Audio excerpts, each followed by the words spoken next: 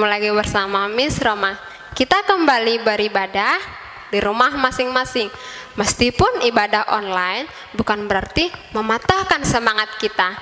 Nah, kita mau memuji Tuhan, namun sebelumnya kita berdoa. Lipat tangan, tutup mata, tundukkan kepala.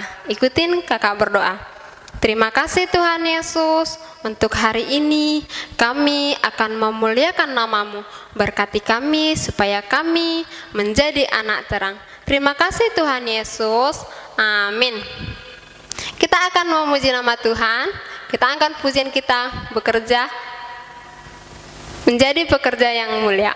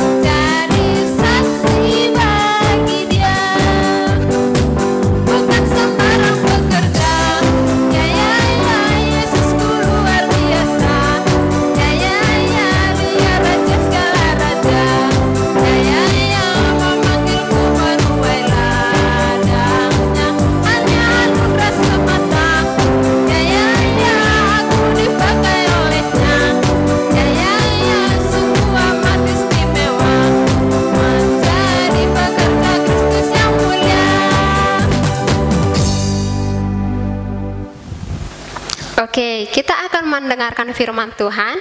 Kita siapkan hati kita, kita angkat pujian kita. Ada satu sobatku yang setia.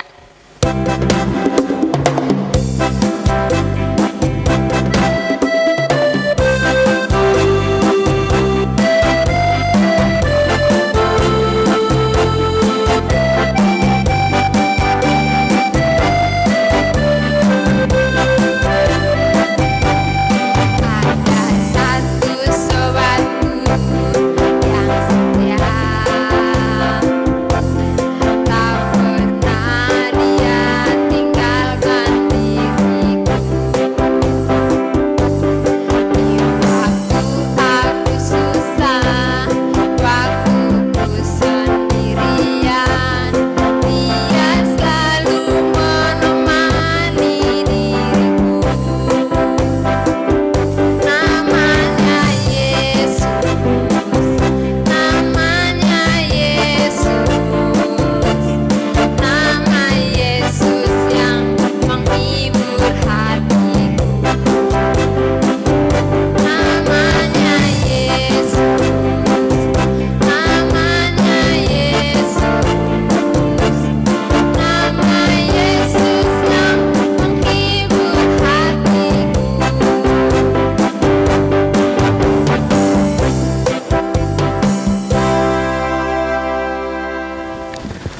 Shalom, selamat pagi adik-adik yang dikasihi Tuhan. Dimanapun adik-adik berada, kiranya adik-adik sudah memiliki kesiapan ya untuk mendengarkan firman Tuhan. Mari sebelum kita mendengar firman Tuhan, kita terlebih dahulu meminta pertolongan kepada Tuhan kita, Tuhan Yesus, agar kiranya Allah Roh Kudus menyertai kita di dalam pembelajaran firman hari ini. Mari kita bersatu dalam doa. Tuhan Yesus, Allah Bapa kami yang bertata dalam kerajaan surga yang mulia, yang kami sembah dalam nama Allah Bapa, Putra, dan Roh Kudus. Saat ini kami memohon kepadamu ya Tuhan, kiranya Tuhan menyertai kami di dalam pembelajaran firman hari ini. Kami akan belajar tentang percaya kepada Tuhan Yesus sebagai kebangkitan dan hidup yang memberi hidup kepada manusia. Tuhan, tolong kami, kiranya Allah Roh Kudus membuka hati kami, membuka setiap pikiran kami agar kami dapat mengerti firman-Mu, dan Tuhan kiranya menolong kami dalam pembelajaran ini dari awal hingga akhir. Di dalam nama-Mu Tuhan Yesus kami berdoa.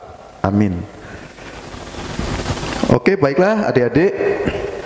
Semoga Alkitabnya itu sudah ada di samping laptop atau HP adik-adik ya. Jadi kita bisa membukanya langsung ya.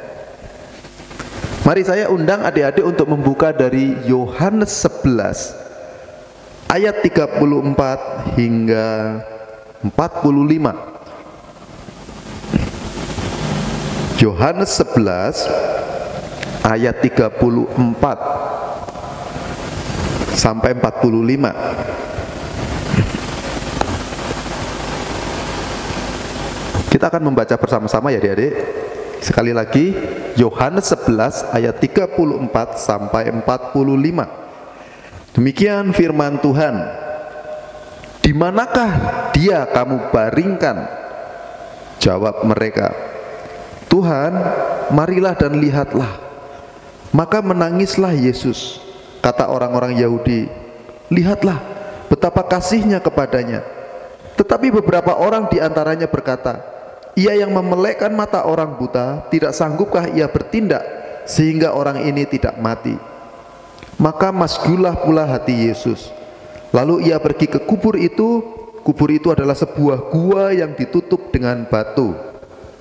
Kata Yesus, angkat batu itu. Marta, saudara orang yang meninggal itu, berkata kepadanya, Tuhan, ia sudah berbau, sebab sudah 4 hari ia mati. Jawab Yesus, bukankah sudah kukatakan kepadamu, jikalau engkau percaya, engkau akan melihat kemuliaan Allah. Maka mereka mengangkat batu itu. Lalu Yesus menengadah ke atas dan berkata, Bapa, aku mengucap syukur kepadamu karena engkau telah mendengarkan aku. Aku tahu bahwa engkau selalu mendengarkan aku, tetapi oleh karena orang banyak yang berdiri di sini mengelilingi aku mengatakannya supaya mereka percaya bahwa engkaulah yang telah mengutus aku. Dan sesudah berkata demikian, berserulah ia dengan suara keras, Lazarus, marilah keluar. Orang yang telah mati itu datang keluar, kaki dan tangannya masih terikat dengan kain, ya, kain kapan, dan mukanya tertutup dengan kain belu. Kata Yesus kepada mereka, bukalah kain-kain itu dan biarkan ia pergi. Demikian adik-adik ceritanya. Adik-adik apakah kenal dengan Maria dan Marta? Coba, berapa orang yang ingat tentang dua nama perempuan ini? Maria dan Marta. Coba kakak lihat berapa orang ya? Kurang lebih ada 30 orang ini yang angkat tangan ya. Oke, siapa itu Maria dan Marta adik-adik? Ada yang bisa menjawab? Ya, siapa? Maria adalah seorang perempuan yang mengurapi kaki Yesus dengan minyak narwastu yang sangat mahal, kemudian menyeka dengan rambutnya. Itu Maria. Dan Maria memiliki seorang saudari namanya Marta. Maria dan Marta. Tapi tahukah adik-adik kalau Maria dan Marta itu memiliki saudara laki-laki juga? Ada yang tahu namanya siapa? Ya, ada yang bisa jawab? Saudara laki-laki Maria dan Marta adalah Lazarus. Ya. Ayat yang kita baca tadi menceritakan tentang kisah Lazarus. Adik-adik yang dikasihi Tuhan, Lazarus itu 4 hari sebelumnya, ketika Tuhan Yesus ada di seberang sungai Yordan, itu Tuhan Yesus mendengar bahwa Lazarus itu sakit. Ada yang mengirimi kabar. Tentu Maria dan Marta yang mengirimi kabar kepada Tuhan Yesus. Tolong kasih tahu ke Tuhan Yesus, saudaraku Lazarus sakit. Harapannya Maria dan Marta ingin Tuhan Yesus itu datang ketika Lazarus sakit, supaya Tuhan menumpangkan tangannya ya ke atas Lazarus, kemudian Lazarus menjadi sembuh. Tetapi Tuhan Yesus membiarkan dan tidak mau datang langsung.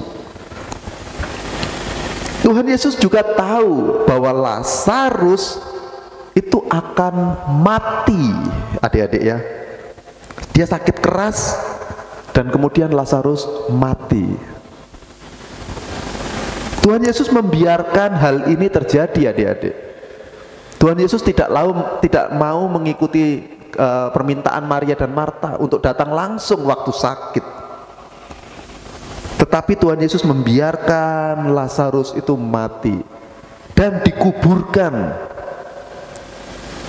Baru setelah 4 hari Tuhan Yesus mau datang ke rumahnya Maria dan Marta, di mana? Di satu daerah bernama Betania. Tuhan Yesus datang ke Betania. Sebenarnya murid-murid Tuhan Yesus juga itu merasa takut adik-adik mau pergi ke Betania, sebab sebelumnya Tuhan Yesus itu mau dianiaya. Orang Yahudi itu hendak melempari batu, mau membunuh Yesus. Kemudian Tuhan Yesus pergi ke seberang sungai Yordan bersama murid-muridnya. Dan di seberang sungai Yordan itu murid-muridnya ketakutan. Kita nggak usah pergi lagi ke Betania, di sana orangnya jahat-jahat begitu. Tetapi Tuhan Yesus tidak seperti itu. Tuhan Yesus tidak takut karena Dia Allah. Dan Tuhan Yesus membiarkan saudaranya Marta dan Maria ini mati, dan membiarkan Lazarus kemudian dikuburkan, dimasukkan ke dalam gua, kemudian ditutup dengan batu yang sangat besar. Tuhan Yesus membiarkan itu terjadi. Baru setelah 4 hari Tuhan Yesus pergi ke Betania. Sesampainya Tuhan Yesus di sana, di Betania, di rumahnya Marta dan Maria, banyak orang itu menangis, adik-adik. Banyak orang itu menangisi kematian Lazarus. Dan kemudian Tuhan Yesus berkata, di mana kamu baringkan atau kamu kuburkan Lazarus? Terus ditunjukkan di sana.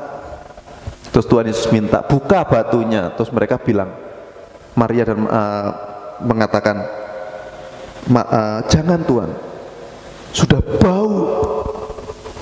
Tapi sebelum itu Tuhan Yesus mengatakan di ayat 27, mengatakan begini.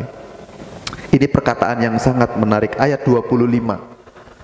Akulah kebangkitan dan hidup. Barang siapa percaya kepadaku, ia akan hidup walaupun ia sudah mati. Dan setiap orang yang hidup dan yang percaya kepadaku tidak akan mati selama-lamanya. Percayakah engkau akan hal ini? Ini Tuhan Yesus mengatakan kepada Marta. Karena Marta itu waktu itu kurang percaya kepada Tuhan Yesus. Ketika Tuhan Yesus datang, ya sedih karena Lazarus sudah mati. Terus Marta berpikir, tidak mungkin Tuhan Yesus bisa membangkitkan Lazarus yang sudah membusuk dan berbau. Sudah 4 hari dikubur, pasti sudah berbau. Dan Tuhan Yesus tetap meminta, buka kubur Lazarus. Marta mencegahnya. Ya, sudah bau Tuhan, jangan. Tetapi Tuhan Yesus mengatakan, Sudah kukatakan, jikalau engkau percaya, engkau akan melihat kemuliaan Allah. Akhirnya kubur Lazarus yang ditutup dengan batu itu dibuka. Ya. Dan Tuhan Yesus berteriak dengan keras, Lazarus, mari keluar, gitu. Kemudian Lazarus ya yang masih diikat gitu dengan kain kafan, mukanya dengan kain peluh ditutup, keluar, ding ding ding ding ding gitu ya. Semua orang kaget, wow gitu. Kan dia sudah mati, dia sudah membusuk, kok dia bisa berjalan? Terus Tuhan Yesus katakan, buka ikatan-ikatan itu. Semua orang heran adik-adik ya. Akhirnya banyak orang yang hadir di situ, mungkin jumlahnya bisa ratusan. Mereka berpikir, Yesus ini siapa ya? Kok bisa dia membangkitkan orang yang sudah mati 4 hari? Siapa dia? Adik-adik, pada waktu itu banyak orang itu masih ragu ketika mereka melihat Yesus. Mereka berpikir, Yesus ini siapa ya? Mungkin ada yang berkata, oh iya tukang sulap. Karena Tuhan Yesus pernah mengubah air menjadi anggur. Mereka mungkin menyamakan, Yesus mungkin lagi bermain trik sulap, seperti Deddy Corbuzier ya, atau seperti siapa ya pesulap-pesulap terkenal gitu ya, dari dalam topi nanti keluar kelinci, keluar burung merpati. Mungkin mereka berpikir seperti itu, itu trik. Tidak adik-adik, Tuhan Yesus tidak melakukan sulap. Yang dilakukan Tuhan Yesus itu adalah sebuah mukjizat. Karena waktu ada satu pesta perkawinan, pesta pernikahan, tuan rumah kehabisan anggur, minuman yang sangat dibutuhkan untuk pesta. Dan mereka sudah nggak punya uang mungkin ya. Jadi mereka bilang, astaga anggur habis. Mereka panik. Akhirnya Tuhan Yesus berkata kepada pelayan-pelayan itu, isilah tempayan-tempayan itu penuh dengan air. Kemudian pelayannya ngambil air tawar, air putih biasa, dituang ke tempayan. Kemudian tempayannya Tuhan minta, sekarang ambil air yang tadi kamu taruh di tempayan dan berikan kepada pemimpin pesta. Terus mereka ambil, setelah dicedok jadi anggur. Semua tempayan isinya ada 6 itu penuh dengan anggur. Disitulah Tuhan Yesus memberikan mukjizat yang pertama. Tuhan Yesus juga memberikan mukjizat lagi, memberikan makan 5.000 orang dengan 5 roti dan 2 ikan. 5.000 orang makan dan sampai tersisa 12 bakul. Tapi banyak orang nggak percaya adik-adik. Siapa Yesus ini? Mungkin dia orang hebat. Tuhan Yesus nggak menginginkan orang itu hanya tahu Yesus itu hebat, enggak. Tuhan Yesus menginginkan orang tahu bahwa dirinya adalah Allah. Allah yang turun menjadi manusia, yang memiliki kekuatan, yang menciptakan semuanya ini. Kita bisa hidup karena ciptaan Tuhan Yesus. Itu adik-adik. Jadi kalau cuma Yesus dikenal sebagai orang hebat, superhero, enggak. Tuhan Yesus enggak mau. Tuhan Yesus menginginkan semua orang percaya bahwa dirinya Allah. Tetapi enggak semua orang percaya adik-adik ya. Sebagian besar murid-muridnya juga belum percaya. Padahal Tuhan Yesus sudah pernah memberikan mukjizat yang hebat. Ketika naik perahu, tiba-tiba ada angin topan sehingga terjadi gelora di laut ya. Ombak-ombaknya besar sekali menghantam perahu. Murid-muridnya takut. Terus Tuhan Yesus bangun, kemudian menghardik badai itu, tenang. Langsung lautnya jadi tenang, ombaknya hilang. Tapi murid-murid masih belum percaya. Masih belum percaya kepada banyak tanda. Baru di mukjizat terakhir inilah Tuhan Yesus menunjukkan satu mukjizat yang sangat menghebohkan, sangat viral. Tapi pada waktu itu belum ada HP, belum ada Instagram, belum ada WhatsApp, belum ada TV. Tapi cukup viral sampai sekarang. Karena mukjizatnya sangat mengerikan, membangkitkan orang yang sudah membusuk selama 4 hari adik-adik.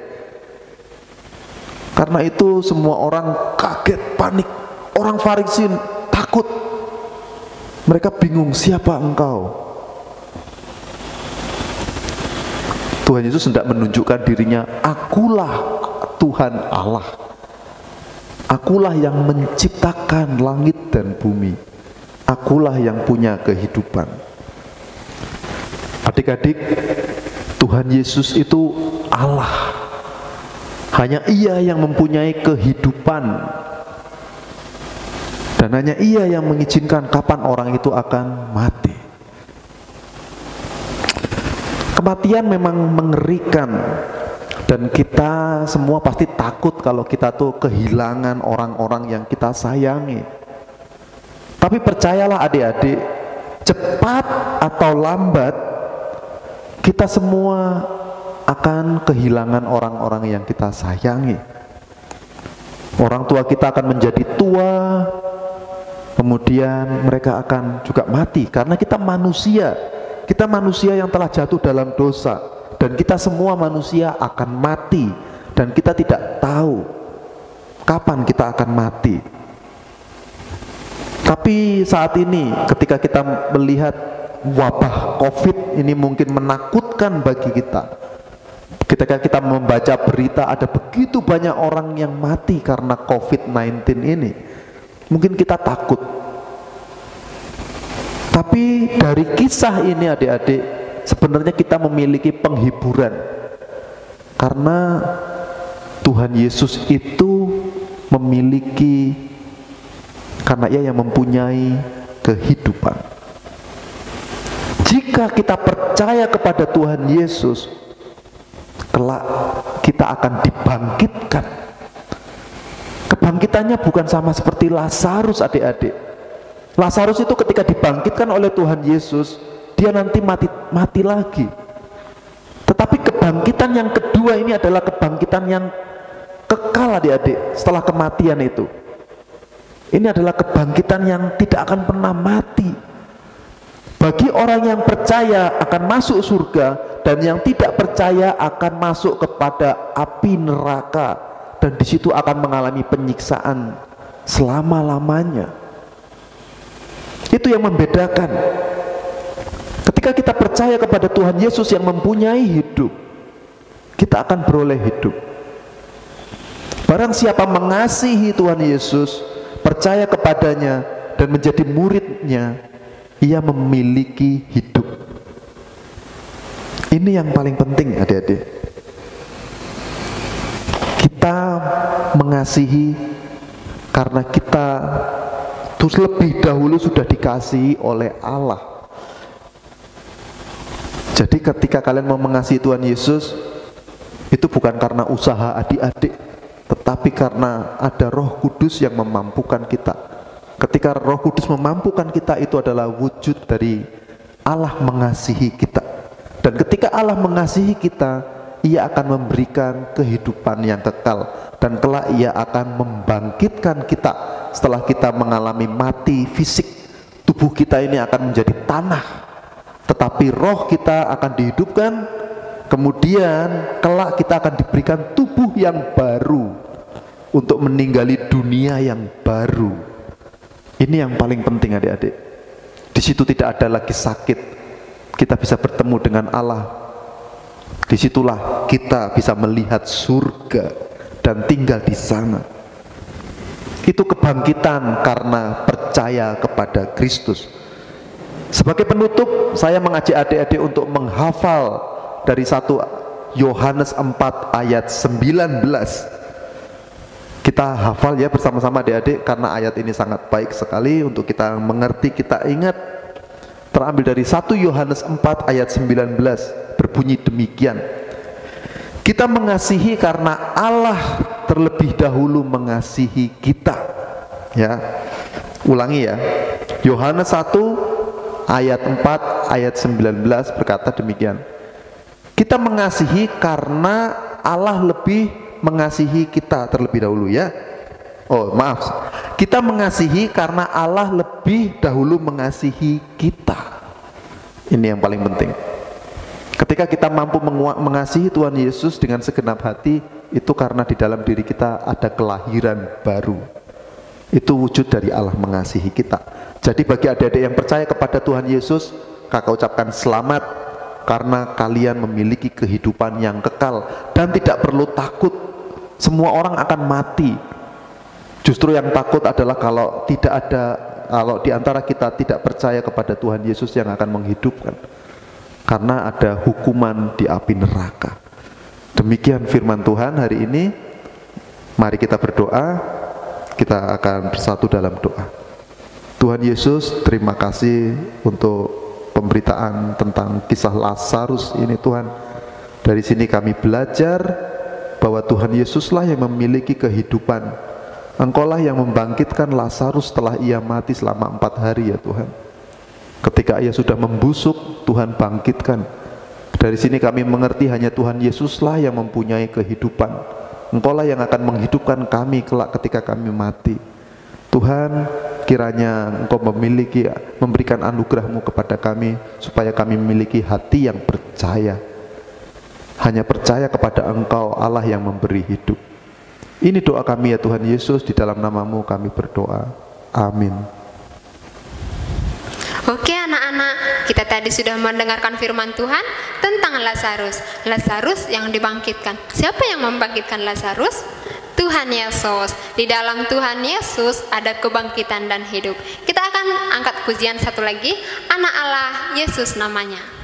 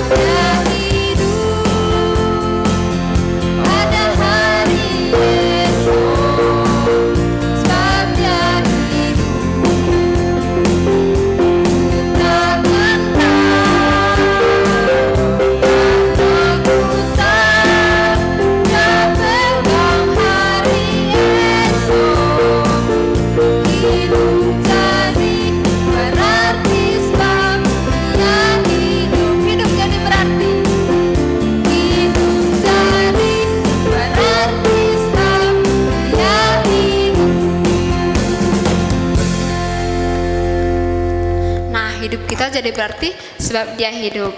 Kita berdoa, kita mengakhiri ibadah kita. Terima kasih Tuhan Yesus, untuk hari ini kami sudah selesai mengangkat pujian dan mendengarkan firman Tuhan. Tuhan Yesus, biarlah kami menjadi anak-anak yang takut akan Tuhan. Terima kasih Tuhan Yesus, di dalam nama Tuhan Yesus Kristus kami berdoa dan mengucap syukur. Amin.